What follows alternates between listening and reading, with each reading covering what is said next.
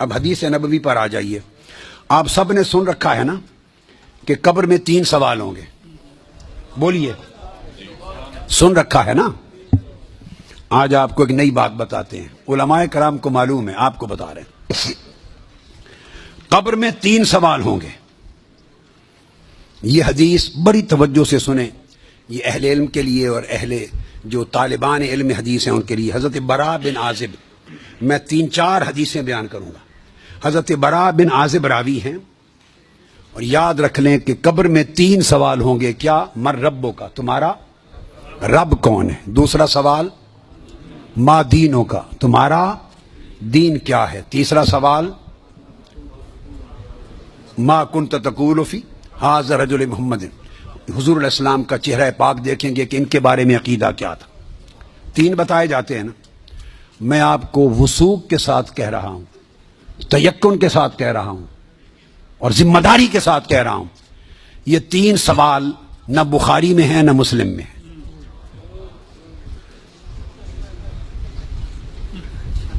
یہ 3 سوال نہ صحیح بخاری میں ہیں. سب سے بڑی کتب حدیث کی کون سی ہیں؟ بخاری و مسلم, دونوں میں نہیں ہیں. یہ ہیں حضرت براء بن عازب رضی اللہ تعالیٰ عنہ حدیث کے راوی ہیں. یہ ابو داؤد میں ہے اور دیگر کتب میں ہیں جو صحیح بخاری مسلم کے بعد نچلے درجے کی کتابیں ان کے بعد. تو سنن ابی داؤد میں ہے, مسند احمد بن حنبل میں ہے. اس میں فرمایا کہ جب آپ میت کو دفنا دیتے ہیں اور اس کے بعد پھر فرشتے آتے ہیں, میں مختصر کر رہا ہوں تاکہ زیادہ چیزیں بیان ہو سکیں. وہ آ کے پوچھتے ہیں یا ھذا مر ربک, اے بول تمہارا رب کون ہے.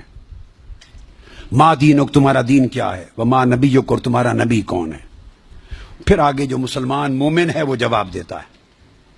یہ حدیث براء بن عازب راوی ہیں اور دیگر کتب سے ہے, مگر میں آپ کو بتا رہا ہوں نہ بخاری میں نہ مسلم میں, ان سے نچلے درجے کی کتب حدیث صحاح میں اور دیگر کتب میں ہیں. سمجھ گئے بات؟ اس کا حوالہ دے دیا میں نے آپ کو. اب آپ آ جائیے بخاری اور مسلم کیا کہتی ہے. صحیح بخاری اور صحیح مسلم وہ بتاتی ہے کہ قبر میں ایک ہی سوال ہوگا. میں 3 سوال مانتا ہوں, میرے بارے میں کوئی نیا عقیدہ نہ سمجھ لیں اپنا.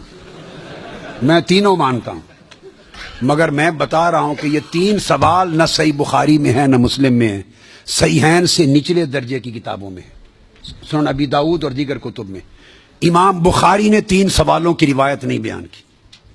امام مسلم نے 3 سوالوں کی حدیث کو روایت نہیں کیا. وہ کیا کہتے ہیں, امام بخاری اور امام مسلم سے بڑا امام تو حدیث میں کوئی نہیں. بولیے. وہ کہتے ہیں ایک ہی سوال ہوگا.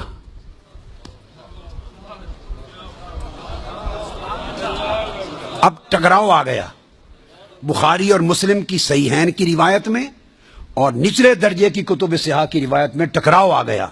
مگر ٹکراؤ نہیں, پھر تطبیق کریں گے, جوڑیں گے معنی کو. بخاری اور مسلم کہتے ہیں کہ 3 سوال کا ذکر کوئی نہیں ان کی روایت میں, ایک ہی سوال ہوگا.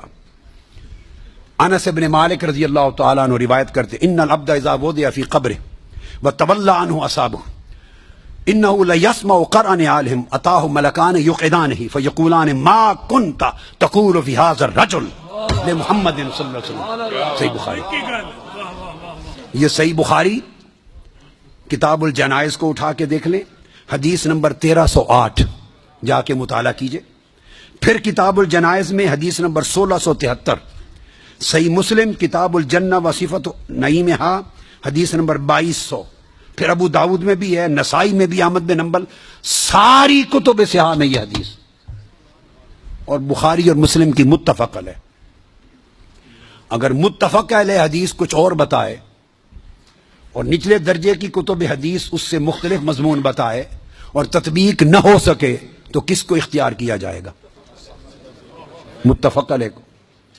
درست قاعدہ ہے نا. یہاں تطبیق ہے, آگے چلتے ہیں.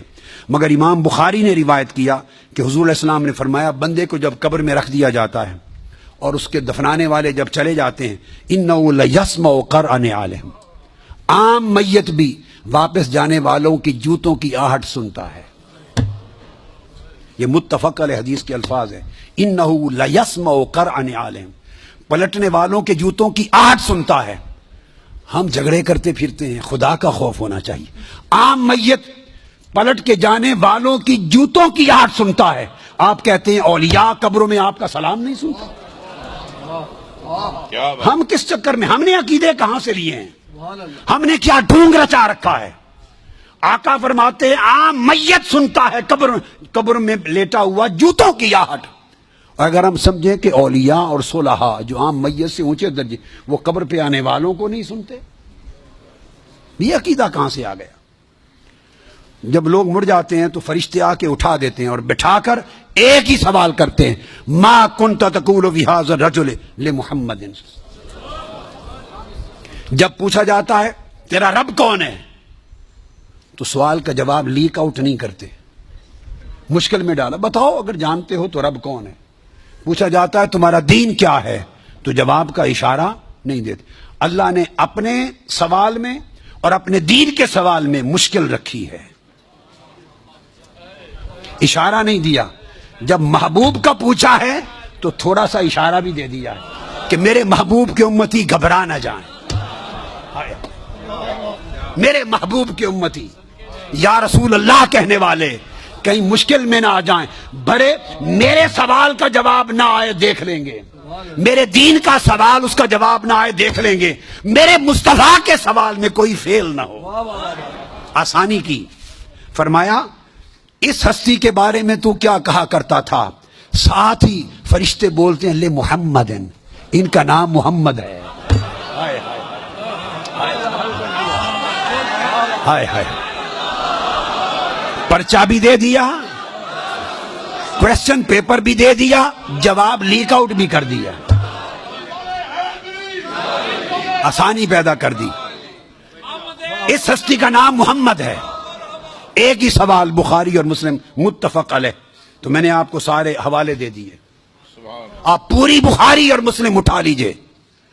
کہیں بخاری اور مسلم میں اللہ کی عزت کی قسم میں نے کئی بار مگر حرم مدینہ میں اور حرم مکہ میں اول لفظ سے آخر لفظ تک بخاری اور مسلم کے ختم کیے.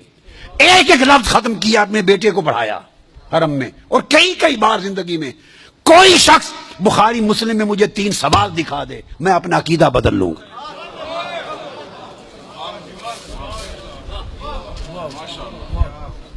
بخاری اور مسلم ایک ہی سوال بتاتی ہے، اس ہستی کے بارے میں کیا کہا کرتا تھا اور ان کا نام محمد ہے صلی اللہ علیہ وسلم. اب ایک نقطہ اور دیکھیے، وہاں سادہ سوال ہے تمہارا رب کون ہے، تمہارا دین کیا ہے. مگر جب یہ سوال ایک ہی ہے، اس میں پوچھا ما کنت تقول. کانا یکون جب مضارع پر آتا ہے تو ماضی استمراری کا فائدہ دیتا ہے. یہ نہیں پوچھا جائے گا جب قبر میں پردے اٹھا دیے جائیں گے اور چہرہ مصطفیٰ سامنے ہوگا، ملائکہ کے ہاتھ میں گرز ہوں گے کہ کیا جواب دے پاتا ہے یا نہیں. جب چہرہ مصطفیٰ سامنے ہوگا تو ہر بھولے ہوئے کو بھی سبق یاد آ جائے گا، پتہ چل جائے گا یہ تو مصطفیٰ ہے. چونکہ شان آشکار ہو جائے گی تو فرمایا یہ نہیں پوچھنا کہ ان کے بارے میں عقیدہ کیا ہے، یہ نہیں پوچھنا. فرشتوں پوچھنا ما کنت تقول. جب تقریر کرتا تھا جامع مسجد میں منبر رسول پر تو تب کیا کہتا تھا؟ جب جلسے کرتا تھا اور ذکر آتا تھا میرے مصطفیٰ کا، ما کنت تقول، گلے پھاڑ پھاڑ کر تب کیا کہتا تھا؟ جب کتابیں لکھتا تھا تو میرے محبوب کی شان میں کیا لکھتا تھا؟ یہ نہ بتا کہ آج لے ان کی پناہ، آج مدد مانگ ان سے، کل نہ مانیں گے، قیامت کو اگر مان گیا. ارے جب چہرہ مصطفیٰ سامنے ہوگا،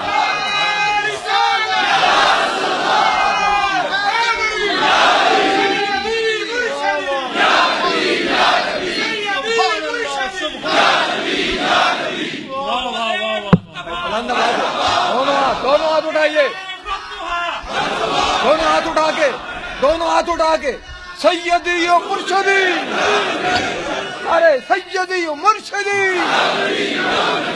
تو فرمایا یہاں تو جب کوئی اور شے نظر نہیں آئے گی سوائے 2 فرشتوں کے جو پوچھ رہے ہیں، اور چہرہ مصطفیٰ سامنے ہوگا تو پھر تو سب عقیدے کی سمجھ آنی ہے. پھر کیسے انکار کرو گے؟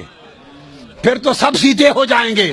فرمایا آج کا سیدھا ہونا قبول نہیں ہے. آج پہچان لو قبول نہیں ہے. بتا وہ زندگی بھر کیا کہتا، کیا کہا کرتا تھا. ما کنت تقول. تقریریں کرتے ہوئے حضور کی شان گول کر کے آگے گزر جاتا تھا یا رک کے کھول کھول کے بیان کرتا تھا؟ جب شان مصطفیٰ، عظمت مصطفیٰ، رفعت مصطفیٰ، مقام مصطفیٰ، جب حضور کی شانوں کا، آپ کے رخسار کا، میرے محبوب کے گیسوؤں کا، میرے محبوب کے چال چلن کا، میرے مٹھن کا، میرے محبوب کے حسن کا، جمال کا، کمال کا، عظمت کا جب تذکرہ آتا تھا تو تیرا چہرہ کھل اٹھتا تھا یا مروڑ آ جاتے تھے.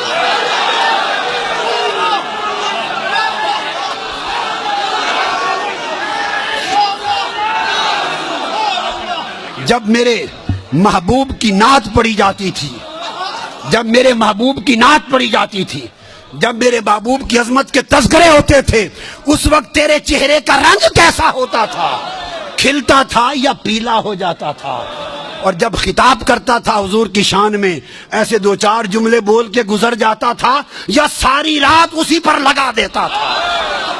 ما کنت تقول فی حق ھذا الرجل لمحمد. بول کیا کہا کرتا تھا؟ واہ کیا خوبصورت ہے. وہ عقیدہ پوچھا جائے گا جو اس دنیا میں رہا. تو فرمایا پھر مومن بتائیں گے کہ یہ حضور ہیں، اور باقیوں کو یہ متفق علیہ حدیث بخاری مسلم کی. امام بخاری مسلم کا عقیدہ یہ ہے کہ ایک ہی سوال ہوگا.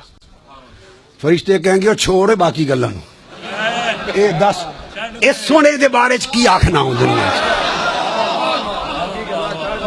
وہ باقی تبلیغاں تیریاں سن لواں گے، وہ ساری تبلیغاں، تیری تقریراں، تیری تبلیغاں، تیری کتاباں، تیرے مدرسے سارے دیکھے جان گے. پہلے دس اس سونے دے بارے چ کی آکھنا.